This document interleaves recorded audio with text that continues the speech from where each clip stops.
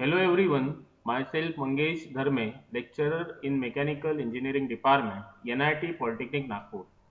Today we see Introduction to Coupling. In last lecture we see the different types of key. Also we see the relation of key in crushing and shear stress. State the effect of keyway on the strength of shaft.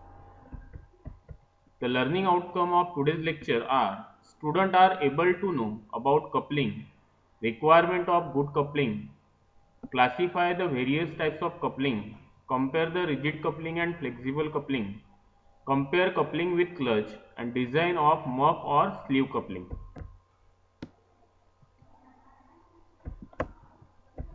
The various program outcomes achieved in today's lecture are PO1 to PO5, PO8, PO9, PO10 and program specific outcome achieved are PSO1, PSO2 and PSO3. Now, what is meant by coupling? तो coupling क्या होता है? Coupling is a device used to connect two shafts together at their ends for transmitting the power. जैसे आपको दिख रहा है यहाँ पे एक शाफ्ट है, ये शाफ्ट है, तो ये दोनों शाफ्ट को किससे ज्वाइन किया है? ये कपलिंग से ज्वाइन किया है. मतलब अगर मैं इस शाफ्ट को यहाँ से रोटेट करूंगा तो with the help of this coupling this shaft is also rotating. मतलब पावर कहाँ से कहाँ ट्रांसफर हो रहा है? From this point two this point with the help of this coupling. So that is the purpose of coupling.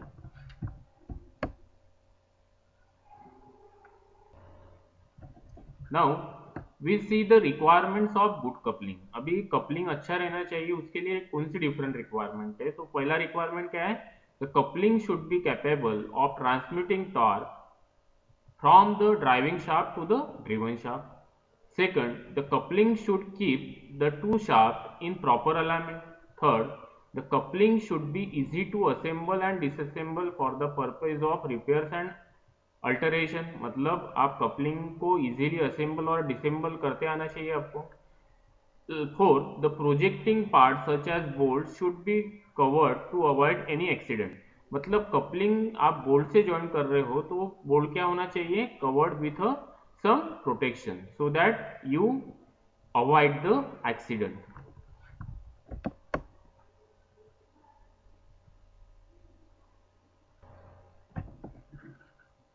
Now here we are seeing the various types of coupling.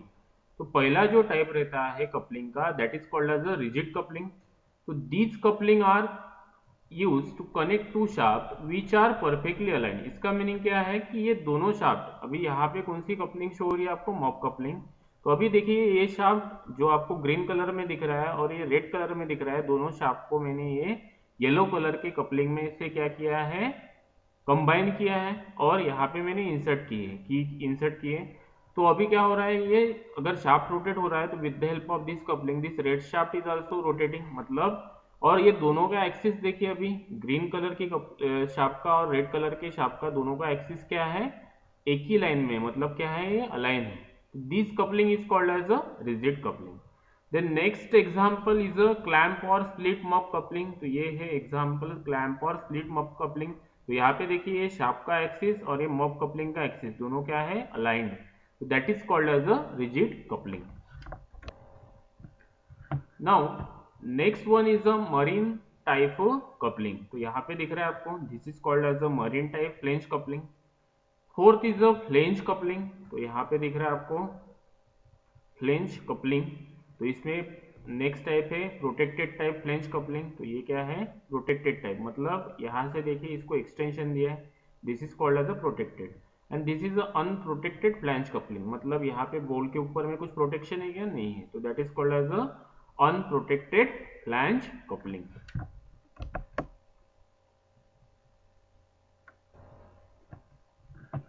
Now the second type of coupling is a flexible coupling. तो flexible coupling क्या होता है?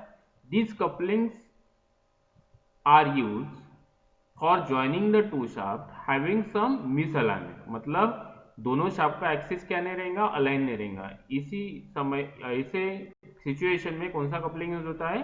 Flexible coupling. तो इसका पहला type है Bush pin type coupling. तो ये देखिए bush pin type coupling. Second one is a universal coupling, तो ये this is called as a universal coupling. अब ये देखिए ये वाला शाफ्ट और ये वाला शाफ्ट दोनों का एक्सिस सेम है क्या? नहीं, इसका एक्सिस ये वाला है, इसका एक्सिस ये है, दोनों अलाइन नहीं है, that's why this is called as a flexible coupling. Then third is a Oldham's coupling, तो यहाँ पे देखिए this is called as a Oldham's coupling. यहाँ पे शाफ्ट कनेक्ट होगा, यहाँ पे शाफ्ट कनेक्ट होगा, two shaft are misaligned by the some distance here.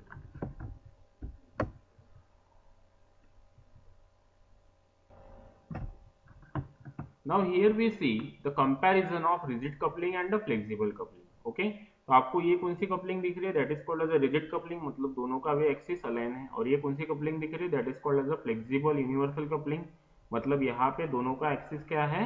Different है, मिस अलाइंड है। तो पहला देखिए कंपेयर करने के लिए पहला जो क्राइटेरिया रहेगा that is called as a purpose. तो रिजिड कपलिंग कहाँ पे यूज होता है? Connect two shaft without misalignment, जैसे आपको यहाँ पे दिख रहा है। मिस अलाइनमेंट दिख रहा है? नहीं दिख रहा है यहाँ पे। देन फ्लेक्सिबल कपलिंग कहाँ पे यूज होगा? Connect two shaft with certain misalignment. अभी ये शाफ्ट और ये शाफ्ट इसमें क्या है? मिस अलाइनमेंट है। In this situation the flexible coupling is use. Then next one is alignment, तो perfect alignment in a lateral and angular direction is required, मतलब यहाँ पे क्या जरूरी रहता है कपलिंग को ज्वाइन करते वक्त? परफेक्ट अलाइंड रहने चाहिए दोनों भी शाफ्ट। देन यहाँ पे both angular as well as a lateral misalignment is allowed, तो यहाँ पे एंगुलर मिस अलाइनमेंट में भी है दोनों में शाफ्ट में, और लैटरल मिस अलाइनमेंट में भी है दोनों के एक्सिस में। Then next is a deflection. Then rigid coupling में क्या होगा? Deflection, no deflection takes place. Deflect हो रहा है क्या यहाँ पे? शाफ्ट नहीं, यहाँ पे क्या है? डिफ्लेक्शन टेक्स प्लेस, मतलब क्या हो रहा है? यहाँ पे शाफ्ट डिफ्लेक्ट हो रहा है by some amount. Then cost of rigid coupling is a less, इसका कॉस्ट क्या रहेगा? कम रहेगा, इसका कॉस्ट क्या रहेगा? ज्यादा रहेगा।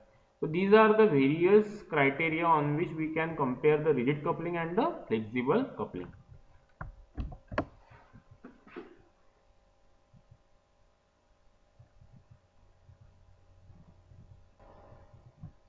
Now next, compare the coupling with a clutch. तो यहाँ पे देखिए coupling, it is a device to make a permanent और a semi permanent connection. Coupling कहाँ पे यूज होता है? टू मेक अ परमानेंट और सेमी परमानेंट कनेक्शन। लेकिन क्लच कहाँ पे यूज होता है? फॉर एंगेजिंग और disengaging the engine with the transmission system. Then coupling, it provides for connection of shaft of two different units such as the electric motor and a machine.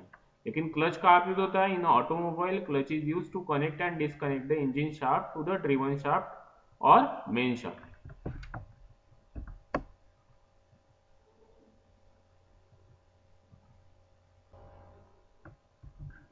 Now here we see the design of a mop coupling. तो ये कौन सी coupling दिख रही है आपको? Mop coupling. This is also the 2D diagram of the muff coupling. तो अभी देखते हैं अपन सबसे पहले इसके डिफरेंट डिनोशन कौन से रहते हैं यहाँ पे नोटेशन। तो डी क्या है यहाँ पे? Diameter of the shaft. Okay, तो ये शाफ्ट जो दिख रहा है और ये शाफ्ट जो दिख रहा है, जैसे यहाँ पे ये ग्रीन कलर में दिख रहा है और रेड कलर में दिख रहा है, इसको किससे ज्वाइन किया है? ये मॉप कपलिंग से ज्वाइन किया है। तो इसका लेंथ कितना रहेगा? 3.5 into D, that is the D क्या है? Diameter of the shaft. L क्या है? Length of the muff coupling. Then outside diameter of the muff coupling, मतलब इसका जो आउटसाइड डायमीटर कैपिटल डी रहेगा, ये कितना रहेगा? 2d plus 13। ओके, तो this is called as a sleeve or a mop.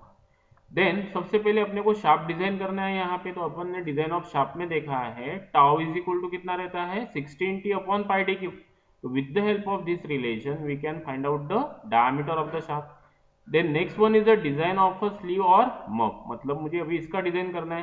तो अभी देखिए यहाँ पे empirical relation, outside diameter of the sleeve, मतलब कैपिटल डी जो रहेगा आउटसाइड डायमीटर ऑफ स्लीव, ये कितना रहेगा? 2d प्लस 13, मतलब ये इसका जो आउटर डायमीटर ये कितना रहेगा? 2d plus 13। तो d क्या है यहाँ पे? Diameter of the shaft. Then length of sleeve कितना रहेगा आपका? 3.5 इंटू डी। ओके, तो ये लेंथ ऑफ स्लीव कितना रहेगा आपका? 3.5 into D, that is the empirical relation for the sleeve और mop.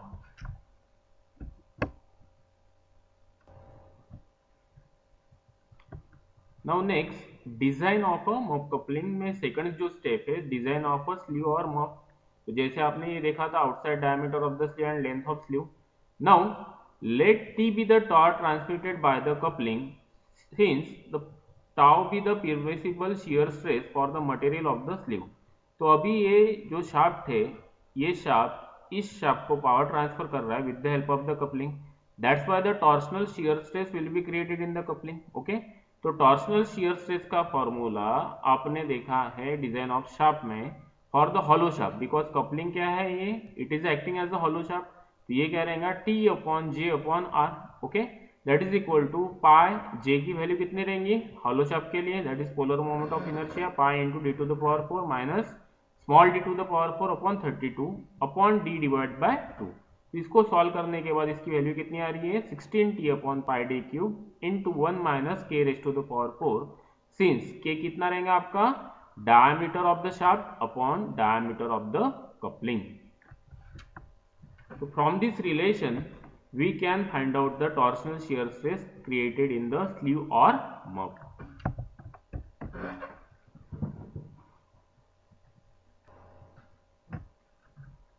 Next is the design of key.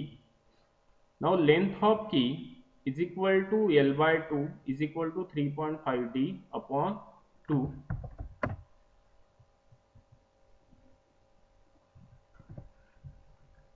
Then next T is equal to कितना रहेगा L into W into tau into D by 2 in shear stress, and T is equal to कितना रहेगा L into T by 2 into tau into D divided by 2 in the sigma CR in the crushing stress। ये आपने design of की already देखा है okay इसके पहले lecture में, तो अभी मैं यहाँ पे ज़्यादा एक्सप्लेन नहीं करूँगा ये।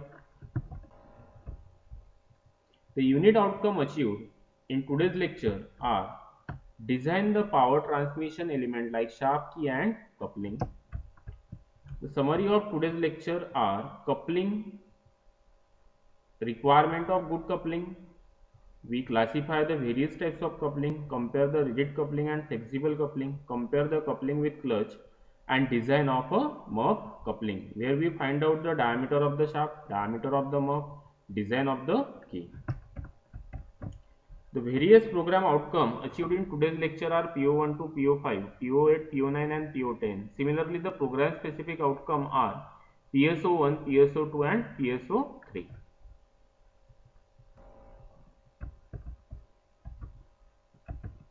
The various important questions asked in MSBT exam are: write down the design procedure of sleeve or muff coupling, state any 4 factors to be considered while selecting the coupling, state the classification of shaft coupling, state the difference between coupling and clutch, compare the rigid coupling and flexible coupling. In next lecture we see design of protected or unprotected type coupling, design of bush pin type flange coupling. Thanks. For any query, contact to me at 9359877398.